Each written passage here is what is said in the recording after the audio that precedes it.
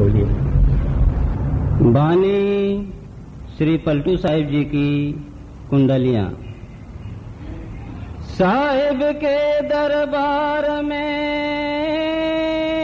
केवल भक्ति प्यार, साहिब के दरबार में केवल भक्ति प्यार। राधा स्वामी,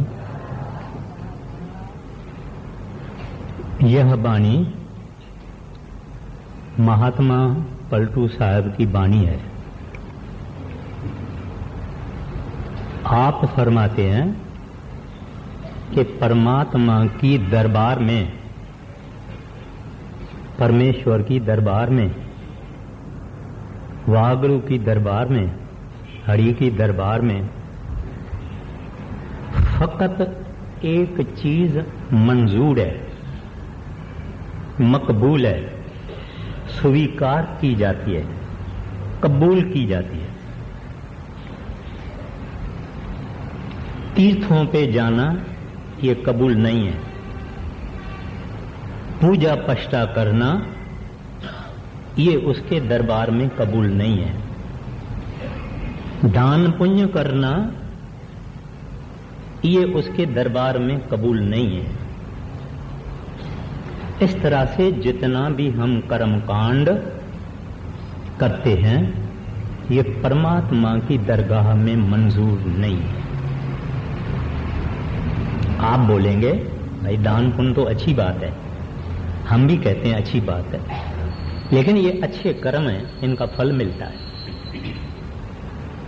परमात्मा के पास फकत एक ही चीज मंजूर है और वो चीज है भक्ति, प्यार, प्रेम, लव, मोहब्बत, इश्क। ये चीज परमात्मा के पास कबूल है, बाकी कुछ कबूल नहीं। साहिब के दरबार में केवल भगत प्यार, खाली एक चीज मंजूर है। इस वास्ते आज अपन कोशिश करेंगे कि वो भक्ति जो परमात्मा को मंजूर है और कोई चीज उसके सिवाय मंजूर नहीं है, वो भक्ति क्या है। आम आदमी को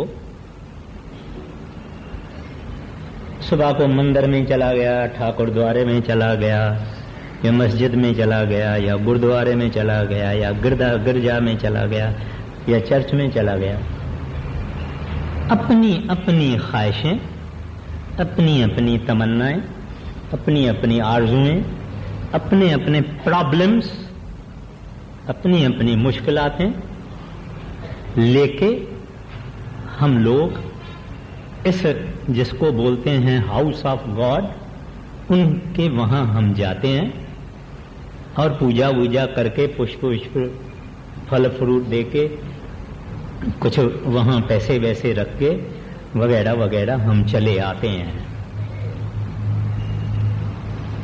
ये आम हिंदुस्तान में ऐसा किया जाता है। इसमें परमात्मा की भक्ति का कोई बात है नहीं। ख्वाहिशें अलग अलग होगी, प्रॉब्लम्स अलग अलग होगा, लेकिन परमात्मा की भक्ति और प्रेम का उसमें कोई दखल नहीं। तो ये भक्ति है क्या जो परमात्मा को मंजूर है, जो आम आदमी उससे गैर वाकिफ है। भक्ति बोलो, प्रेम बोलो, डिवोशन बोलो, प्रेम मोहब्बत बोलो, जैसा मैंने पहले अर्ज किया, इस संसार में थोड़ी सी झलक इस भक्ति की मां और बच्चा,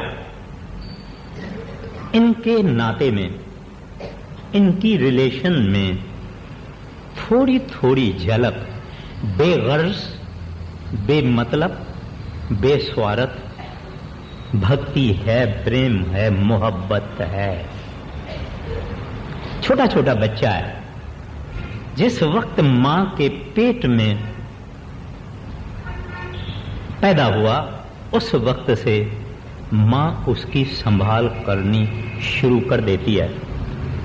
फिर जब जन्म हुआ, फिर जब अपने पांव पे खड़ा रहे, तब तक वो अपने उस बच्चे को प्रेम करती है, प्यार करती है, मोहब्बत करती है।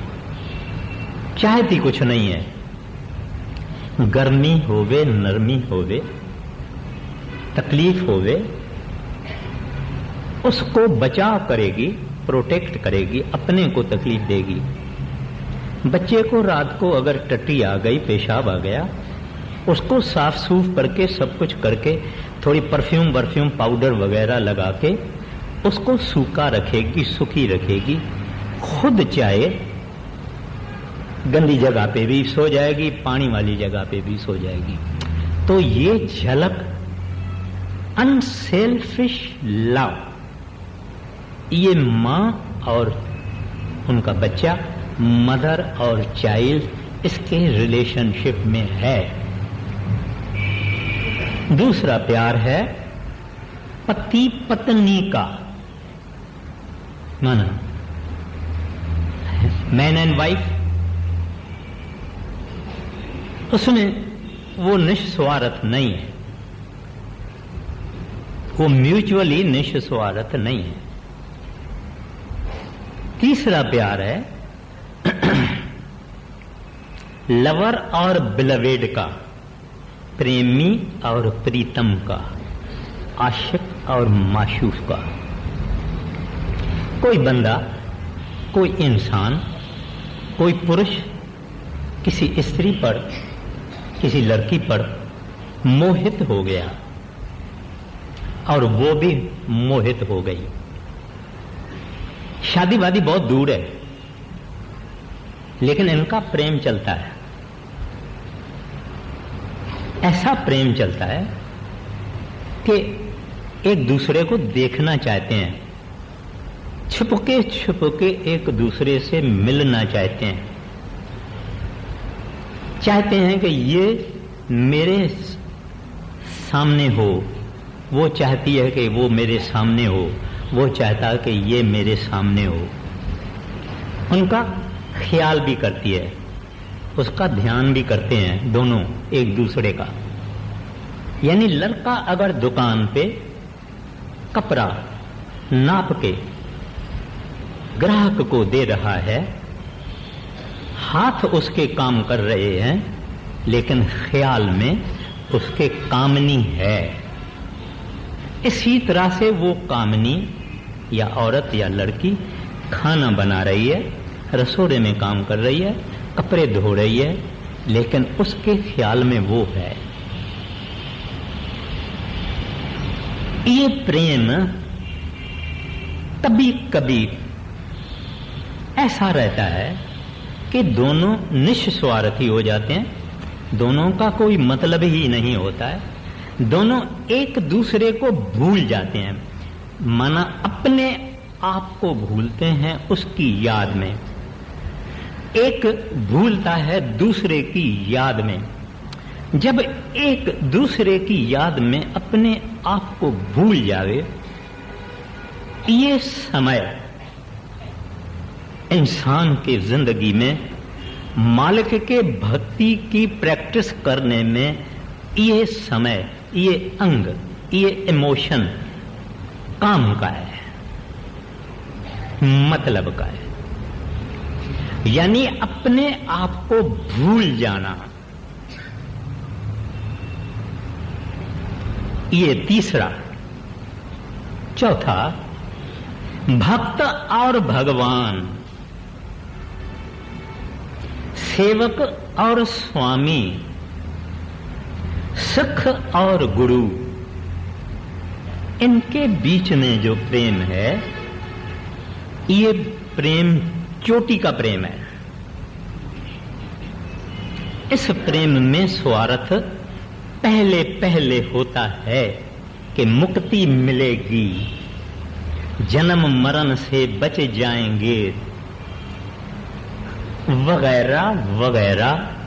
इंसान ऐसी आशा आरजू रख के संतों के पास जाते हैं और संतों के सत्संग में जाते हैं, मगर जब आहिस्ता आहिस्ता मार्ग में कदम रखते हैं तब उनके अंदर में एक किस्म की प्रेम की फीलिंग, भक्ति की फीलिंग, डिवोशन की फीलिंग, मोहब्बत की फीलिंग, इश्क की फीलिंग आना शुरू कर देती है।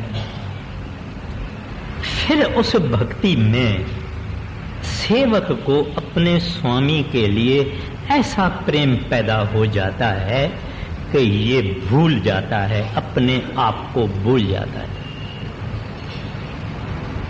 वो चीज है, असल चीज वो है। बड़े महाराज जी की बात है, एक उनका सिख था, बड़ी कमाई करने वाला था। महाराज जी उनके ऊपर बहुत प्रसन्न हुए और उनको ले गए सचखंड तक। बोले, लो भाई, जो मैंने जिम्मेवारी ली थी वो मैंने पूरी की, अब आप सचखंड में वास करो। महाराज जी को कहता है, अंदर अंदर तो आत्मा होती है ना, सतगुरु एक नूर है, प्रकाश है, शक्ति है, ताकत है अंदर, और अंदर इंसान भी यह हड मांस का बना हुआ नहीं है। इंसान आत्मा है, पवित्र आत्मा है। पवित्र न होवे तो वहां तक नहीं पहुंचेगी। तो वो आत्मा सतगुरु को कहती है, सतगुरु जी, मैंने कभी भी भजन करते हुए, सिमरन करते हुए, आपकी भक्ति करते हुए, डिवोशन करते हुए, मैंने सचखंड कभी नहीं मांगा। कोई कोई गुरुमुख सेवक होता है, मैंने सचखंड कभी नहीं मांगा, मुझे सचखंड चाहिए ही नहीं। जहां आप हैं वो जगह मेरे लिए सचखंड है। इसका नाम प्रेम है। इस बात को प्रेम कहा जाता है। दुनिया में अगर कोई किसी से पूछे, भाई आप प्रेम या भक्ति किस बात को कहते हैं, हम इस बात को कहते हैं कि जब कोई एक इंसान दूसरे इंसान के तरफ उसको ऐसी मैग्नेटिक कशिश हो, मकनातीसी ऐसी कशिश हो कि जिस कशिश में इसका फिक्र, इसका डर, इसका शक, शरीर की जरूरियात, माना पानी भी पीना है, खाना भी खाना है, ये भी करना है, ये शरीर की नीड्स हैं, ये सब भूल जावे और हर वक्त उसको देखना चाहें, अपने को भूल जावे, उसको ही देखना चाहें और उसको देखने में खुशी प्राप्त करता है। इसका नाम प्रेम। मांग कोई नहीं है, फकत कहता है बस मेरे सामने आप बैठे रहो, मैं भी बैठा रहा हूं। सिंध के कामल फकीर शाह साहब कहते हैं, अखेन में थी वे मां वारी ढकियां, तो खेड से न देव मां न दिसा को ब्यो। ए मेरे प्रीतम, मेरी आंखों में आ जाओ, मैं आंखों को बंद करूं, मैं आपको देखता रहूं और किसी दूसरे को देखूं ही नहीं। इसका नाम भक्त। ये भक्ति परमात्मा को प्यारी लगती है। इसका कारण ये कि उसमें कोई गर्ज नहीं है। मेरा ये काम करना, मेरा ये काम करना, मेरा प्रभु ये काम करना, ये काम करना, कुछ नहीं मांगते। कहते हैं बस मेरे सामने होना, बस अपने आप को भूल जावे। आप जानते हैं कि कृष्ण का एक भक्त विदर था।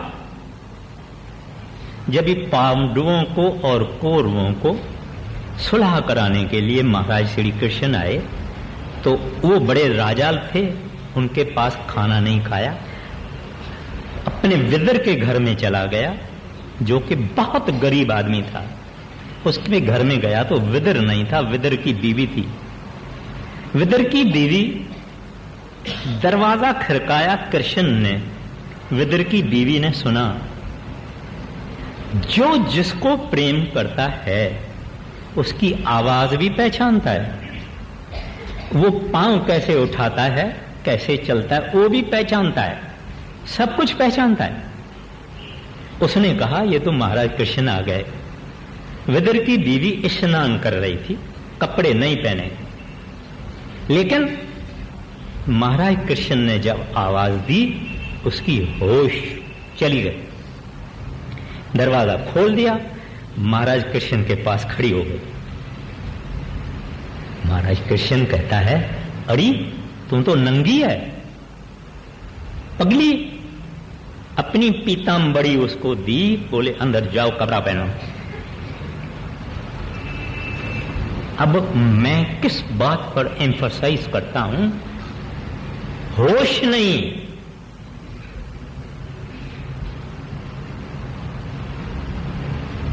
जब अपने आप को इंसान इस तरह से भूल जावे तभी भक्ति है। फिर गरीब थे, घर में और कुछ नहीं था, अंदर गई, केला ले आई। केला जो होता है ना, वो सस्ते से सस्ता फ्रूट होता है।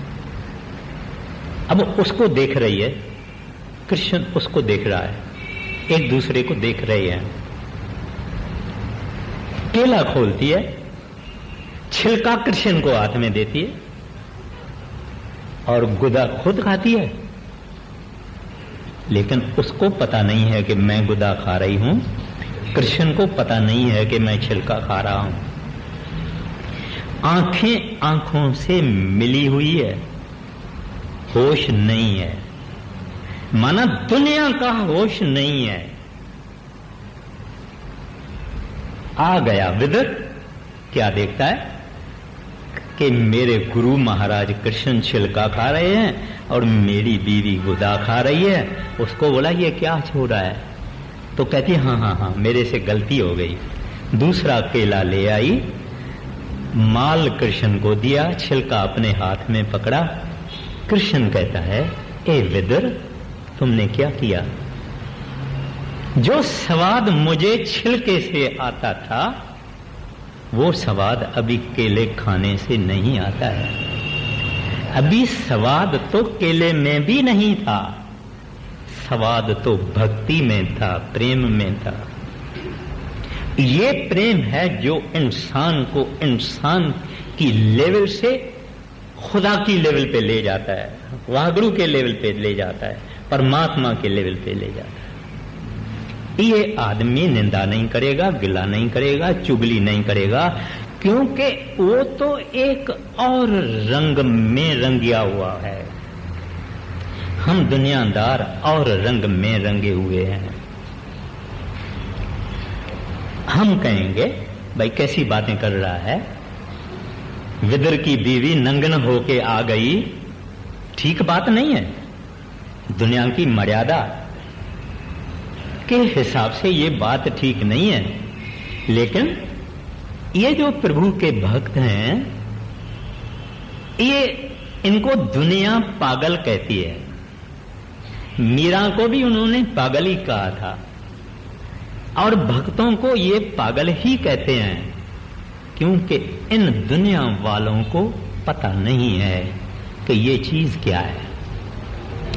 मैं जिस प्रेम की बात कर रहा हूं या भक्ति की बात कर रहा हूं, ये कोई हड्ड मांस चमड़ी जवानी रंग फिगर अमीरी शान मान से ताल्लुक नहीं है इस प्रेम का। और ये प्रेम स्त्री पुरुष से होवे ये भी नहीं है।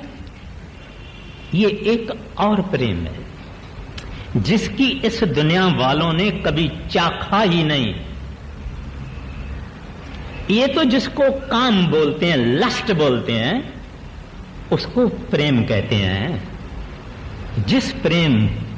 जो प्रेम परमात्मा की दरबार में मंजूर किया जाता है वो ये प्रेम नहीं है। ये प्रेम तो पुरुष का पुरुष के साथ भी हो सकता है। बड़े महाराज जी गांव में सत्संग करने को जाते थे, पहाड़ी गांव में वगैरह वगैरह। तो एक गांव में गए, 2 सत्संग दिए और तीसरे दिन सुबह को उनको उस गांव को छोड़ना था। वहां एक बुढ़ा बाबा रहता था, 84 बरस का, महाराज जी का सेवक था, भक्त जन था, बड़ा खुश था हमारे गांव में सतगुर। अरे फिर दर्शन करना, महाराज जी के पास में जाके बैठना। फिर एक दिन महाराज जी ने सत्संग किया, दूसरे दिन महाराज जी ने सत्संग किया। अब तीसरे दिन महाराज जी को चला जाना है। ये बूढ़ा बाबा रात को अपने टेरेस पे जाता है, मट्टी के मकान होते हैं, गरीब लोग हैं, टेरेस पे चला जाता है। कहता है, कल को साजन तुरेंगे मेरे नयन परनगे रोए। कहते हैं मेरा प्रीतम कल चला जाएगा, कल चला जाएगा। रब्बा ऐसी मौज कर सुबह कभी ना होए। ए प्रभु ऐसी दया करना कि सुबह ना होवे, मेरा साहिब मेरे पास ही बैठा हुआ होवे। साजन बोला उसने, कल को साजन तुरेंगे, कल प्रीतम चला जाएगा। एक बूढ़ा बाबा दूसरे बूढ़े बाबा को साजन कहता है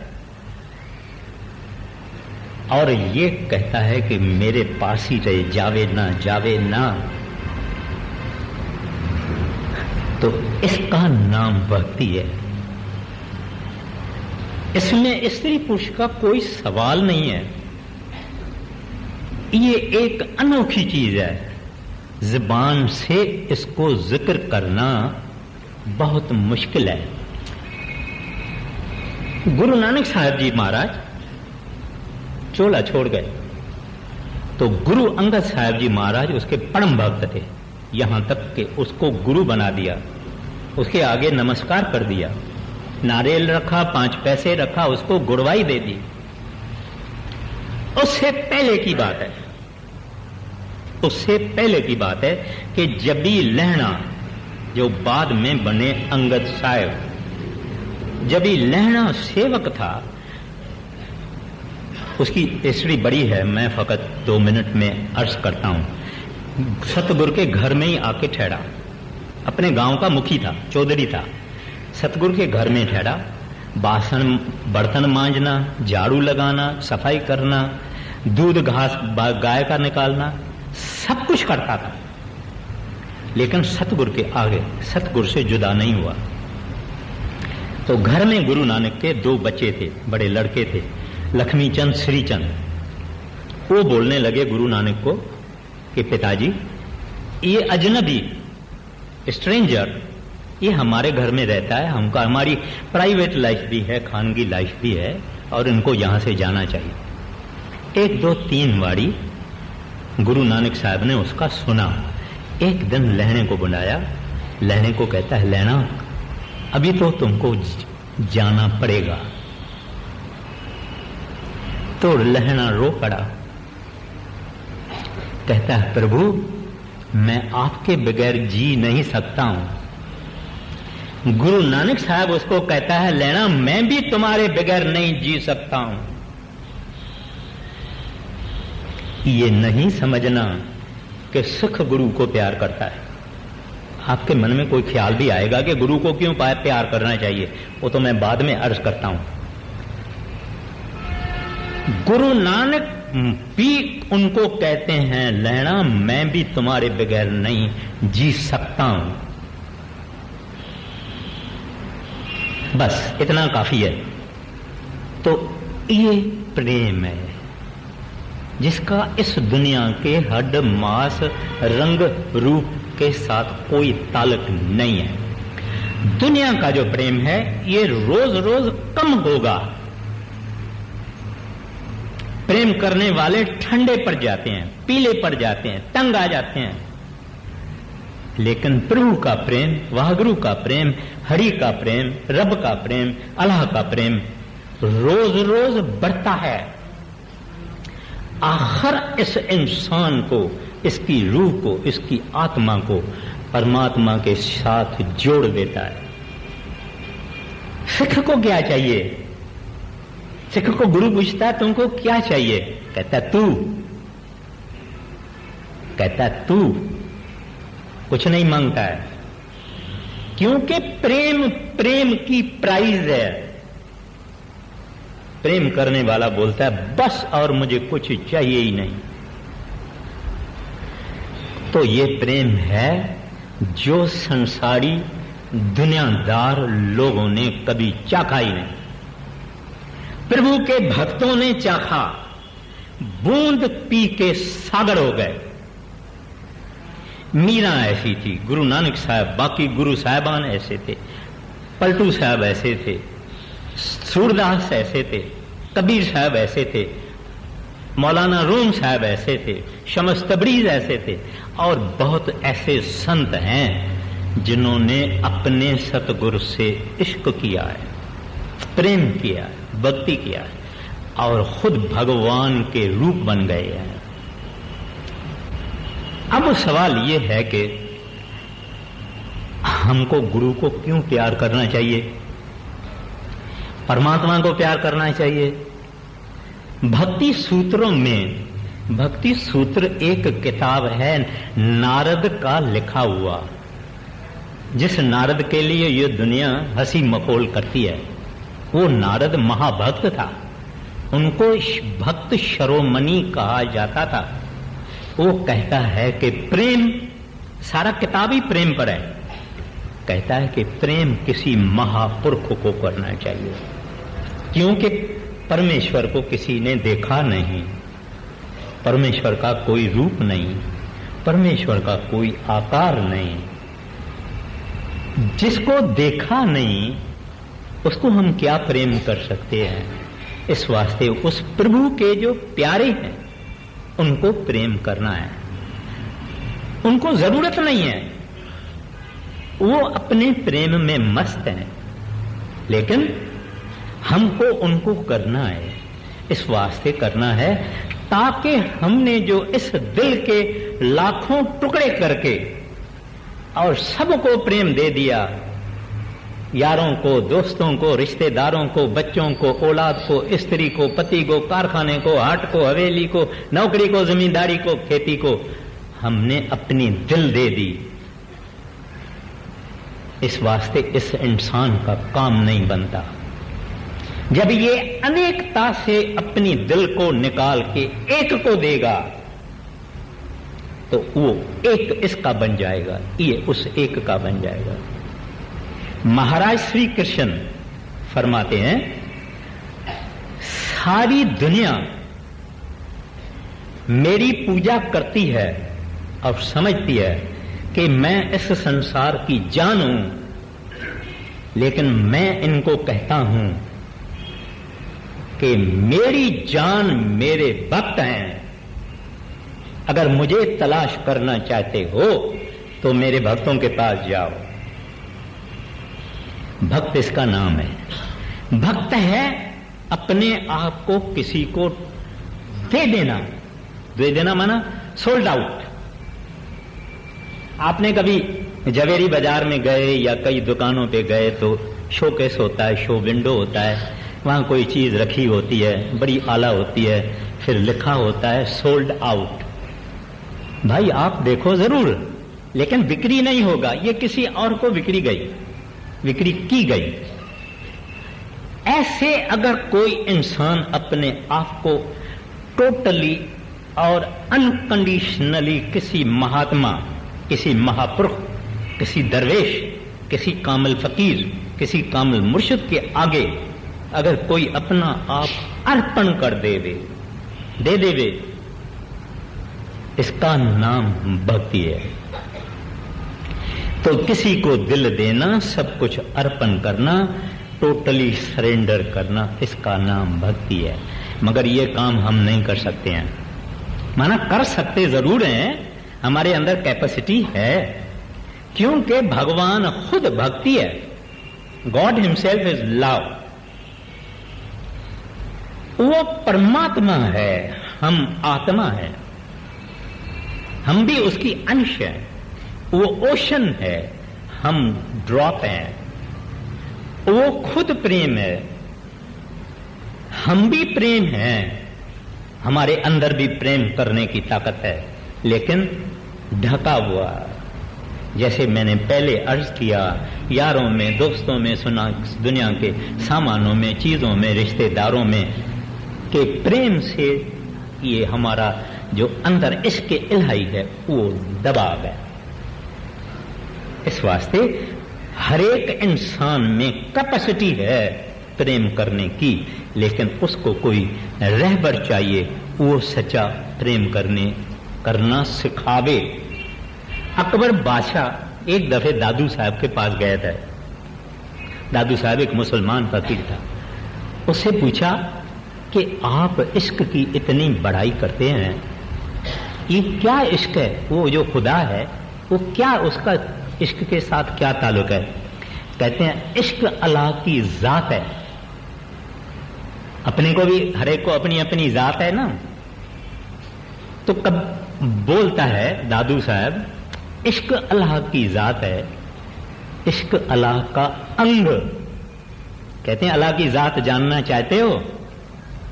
वो न हिंदू है, न मुसलमान है, न ब्राह्मण है, न वैश्य है, न खितरी है, न शूद्र है। इश्क उसकी जात है। कैसा है, कैसा रूप है, कैसा रंग है, क्या है, उसको बॉडी है क्या, जिस्म है क्या? कहते हैं इश्क अल्लाह का अंग। फिर कहते हैं इश्क अल्लाह का वजूद है। कहते हैं ही एग्जिस्ट बिकॉज ऑफ लव। किसको प्रेम करता है? भगवान किसको प्रेम करता है? हरि किसको प्रेम करता है? रब किसको प्रेम करता है? हमको।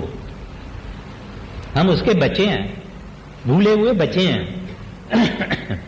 भूले हुए हम बच्चे हैं। अगर कोई उसकी भक्ति करता है या उसको प्रेम करता है, कभी नहीं कर सकता जब तक वो न चाहे, जब तक वो किसी की चाबी ना मरोड़े, तभी ये खुदा का नाम भी नहीं लेता है। ये जो खुदा का नाम हमारे ज़बान पर है, ये खाली ऐसा ही है, हिरसी नाम है। इस वास्ते खुदा के होते हुए भी हम कई चोरियां, ठगियां, विकार, बुराइयां, बहुत कुछ करते हैं। तो कहते हैं इश्क अल्लाह का वजूद है, इश्क अल्लाह का रंग। कहते हैं प्रभु का रंग यही है। उस भगवान की हम अंश हैं। We are drop of that ocean of love. हम भी इश्क कर सकते हैं अगर चाहें। मैंने पहले ही अर्ज किया, गुरु को इस वास्ते करना है, वो नहीं चाहता है। वो तो अपने को हाथ ही पांव पर रखने नहीं देता है, दूर दूर भागता है। हम उसके आगे भागे तो वो पीछे रिवर्स में जाता है।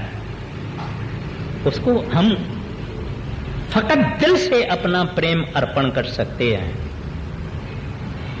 ये एक बड़ी निराली चीज है। इस वास्ते अपने को ये मिलेगा कहां से? परमात्मा से। जरिए किससे? संत सतगुरु से। बड़े महाराज जी से डॉक्टर जॉनसन ने पूछा, महाराज जी आप कहते हैं संसार में the greatest thing in the world is love, तो ये लव कहां से मिलेगा? किताबों से मिलेगा? पुस्तकों से मिलेगा? महात्माओं की कहानियां पढ़ेंगे मिलेगा? कैसे मिलेगा? महाराज जी बोलते मैं देवता, मैं देता हूं, मैं बख्शिश करता हूं। कैसे? कहते हैं आप अगर मजदूरी करते हैं, जो आपसे मजदूरी करवाता है वो पैसा तो देता है ना, डेली वेज तो देता है ना, मजदूरी देता है ना। आप अगर मेरा सिमरन और भजन करेंगे, माना जो मैंने आपको सिखाया है, अगर आप वो सिमरन और भजन करेंगे, मैं प्रेम बख्शूंगा, तो प्रेम उसकी बख्शिश है। उसको राजी करना है, उसकी एक नजर चाहिए, एक नजर चाहिए।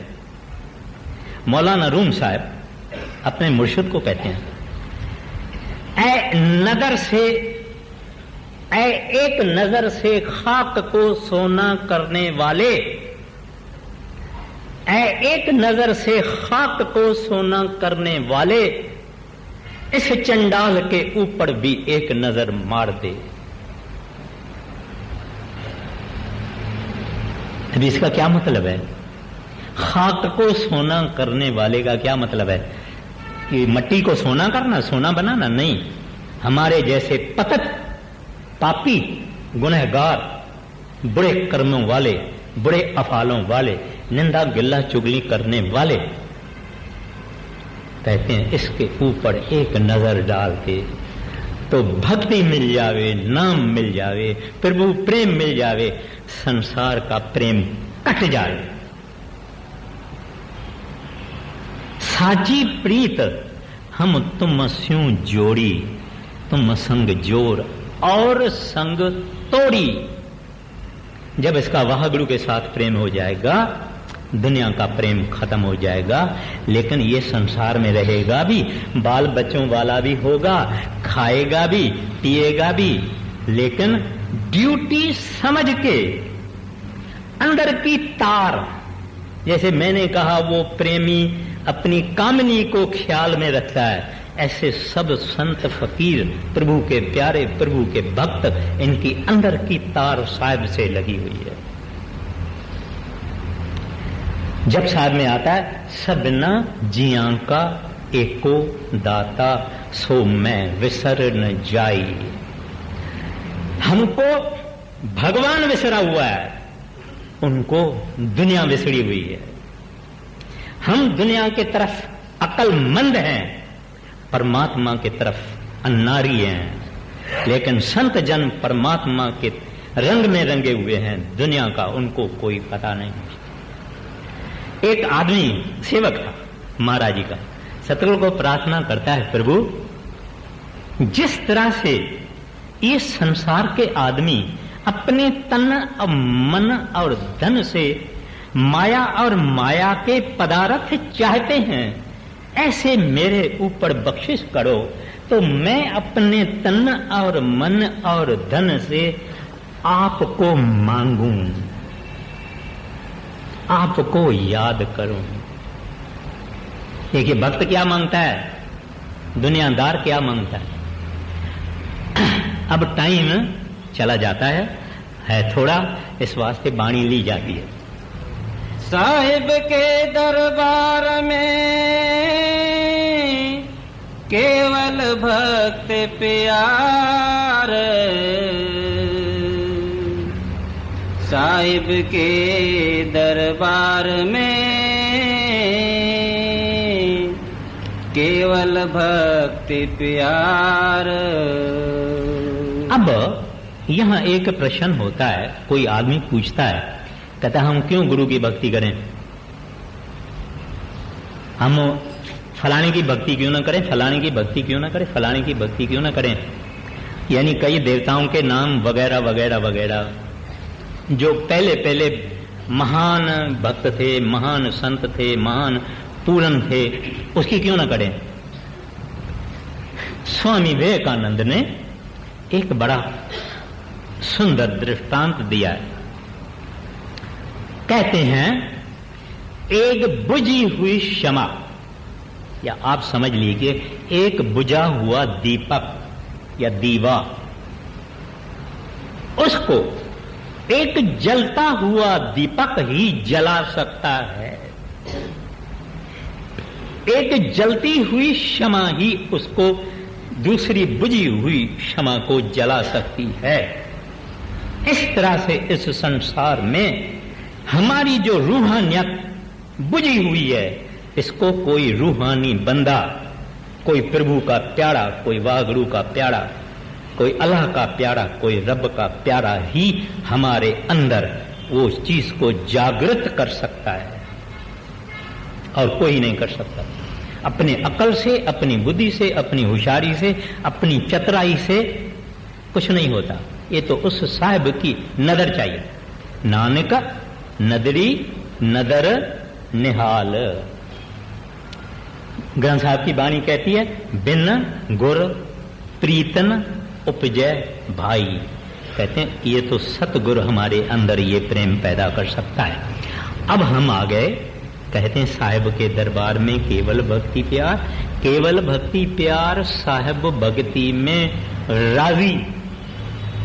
जब ये इंसान भजन में बैठा हुआ है, चाहे कितना ही अपने से स्ट्रगल करता है, भगवान खुश है कि कोई बंदा तो है जो मेरी याद में बैठा हुआ है। नहीं तो ये दुकानों पे बैठे हुए हैं, कारखानों में बैठे हुए हैं, फैक्ट्रियों में बैठे हुए हैं, दफ्तरों में बैठे हुए हैं, माया को याद कर रहे हैं और चीजों को याद कर रहे हैं। लेकिन भजन सिमरन करने वाला उस रब को ही याद करता है, उस हरि को याद करता है। भगवान उससे खुश होता है कि कोई तो है इन करोड़ों में जो मेरी याद में बैठा है, who is sitting in my remembrance. और वो सब देखता है।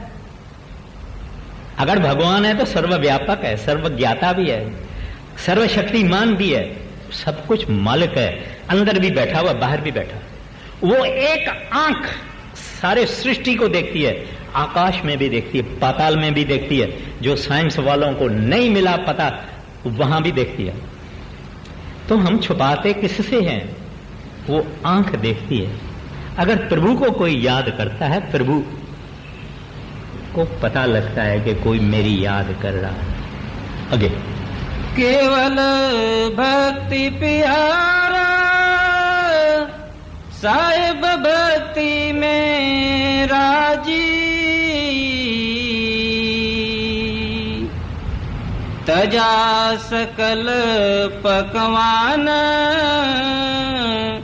लिया दासी सुत भाजी। अब ये कहानी मैंने पहले ही आपको बता दी कि कृष्ण महाराज जी जब आए कौरवों और पांडवों का सुलह कराने के लिए, तो सबने अपना अपना बंदोबस्त इसके खाने पीने का रखा था, मगर वो इन दोनों के पास नहीं आए और अपने भक्त विदुर के घर में गए। वहां तो पकवान और पूरियां और वगैरह वगैरह जो चीजें होती है उनको तजा सकल पकवान पाया दासी सुत पाजी। कहते हैं दासी के घर में उन्होंने जाके भाजी खाई। भगवान की अभी महाराज कृष्ण का दृष्टांत पलटू साहब देते हैं कि भक्त के घर में गया, उनके पास नहीं गया, भक्त के घर में गया। आगे जप तप नेमय चार करे बहु तेरा कोई, खाए सेवरी के बेर मुए सब ऋषि मुनि रोई। अब रामायण में इसका जिक्र आता है कि रामचंद्र जी महाराज जब मतंग ऋषि के आश्रम में गए तो कई ऋषि और मुनि, जिक्र तो ये बड़ा है लेकिन यहां भी मैं मुख्तसर करता हूं, कई ऋषि मुनि हाथ जोड़ के महाराज रामचंद्र को बोले, महाराज हमारी कुटिया में चलें, आप हमारी कुटिया में चलें, हमारी कुटिया में चलें। किसी के कुटिया में नहीं गए, भीलनी शिवरी के कुटिया में गए। भीलनी शिवड़ी कौन थी? एक भील राजा था, उसकी लड़की थी। ये भील वगैरह गांव में और रंग वंग उनका जो है सांवड़ा होता है। तो इसके बाप ने हुक्म दिया कि 1000 बकरियों को का पोष किया जाए ताकि मेरी लड़की की जो शादी हो रही है, मेहमान जो आएंगे भील उनको सबको खिलाया जाए।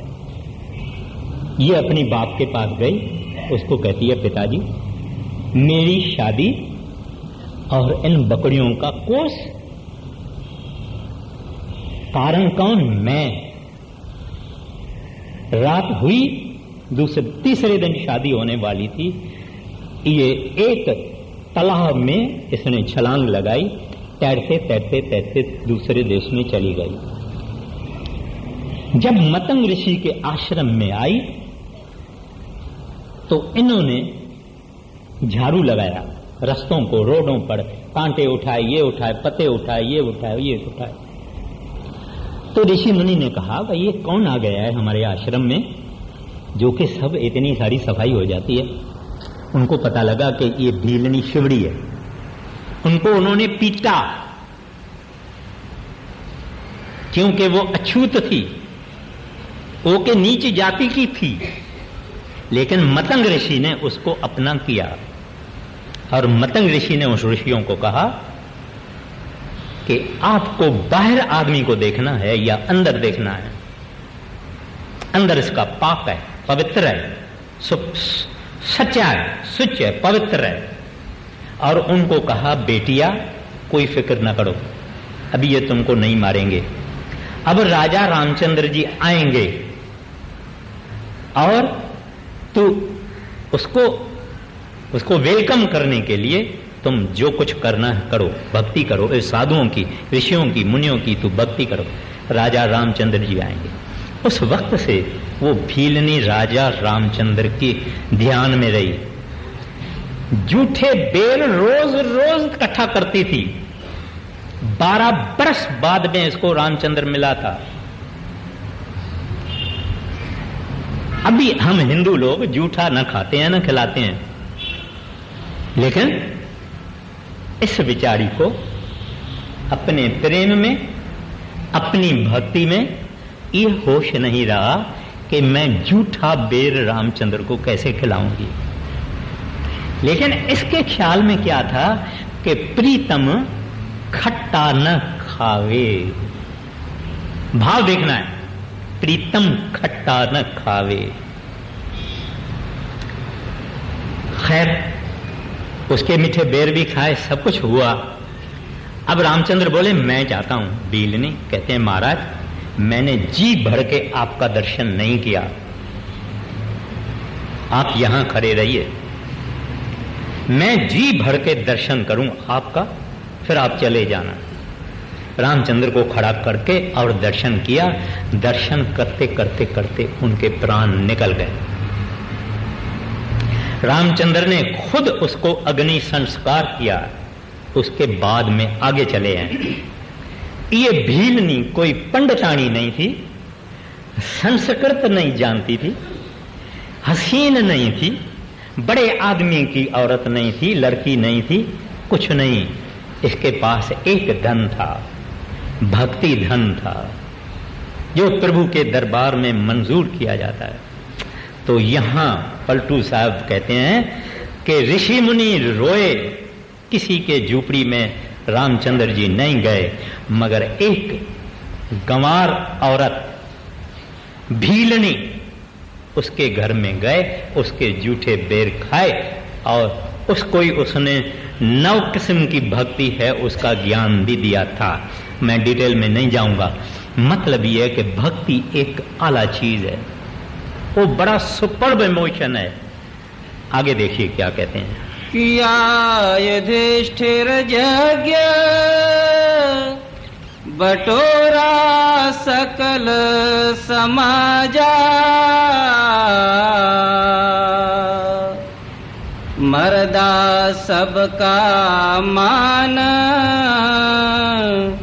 सुपच बिन घंटन बाजा। अब एक और मिसाल हिंदू तवारीख से, यानी हिंदू पुस्तकों से पलटू साहब देते हैं। कहते हैं जब कौरवों की और पांडवों की लड़ाई खत्म हुई तो उन्होंने अश्वमेध यज्ञ की रचना की। उस अश्वमेध यज्ञ में एक घोड़े का सिंहार करते हैं और वो घोड़ा सारी दुनिया में भेज देते हैं। जो घोड़े को छोड़ देता है वो इनके राज के अंडर आ गया, जो घोड़े को पकड़ता है उससे लड़ाई होती है। अब पांडव महाराज कृष्ण को कहते हैं, महाराज ये हमारा अश्वमेध यज्ञ संपूर्ण कब होगा? बोले जब ऐसा कोई महात्मा आपके पास सच्चा आएगा जो खाना खाएगा, आकाश में घंटा बजेगा, ये निशानी है कि अश्वमेध यज्ञ संपूर्ण हुआ। तो इन्होंने ढंढोरा पीटा, राजा थे, बड़ी दुनिया आई, साधु वगैरह बहुत आए, ऋषि मुनि आए, सबने खाया पिया, मगर घंटा आकाश में नहीं लगा। फिर पांडव गए, महाराज कृष्ण को कहते हैं, महाराज घंटा तो नहीं लगा। कहते हैं इनमें कोई सच्चा महात्मा नहीं है। बोले महाराज इतने बड़े बैठे हैं, इतने बड़े तपीश्वर मुनीश्वर योगेश्वर सब, इसमें कोई नहीं? कहते नहीं, कोई नहीं है इसमें। ठीक है, बोलते हमको विश्वास नहीं आता है। बोले अच्छा पूछो इनसे, इनसे पूछो आप कौन हैं जनाब? कहता है महामुनेश्वर हूं, महाऋक्षेश्वर हूं। वो वापस आ गए। महाराज कृष्ण को कहा, महाराज बताओ फिर कौन सा महात्मा हम कहां से ढूंढें? आप ही दिव्य दृष्टि से बोलो।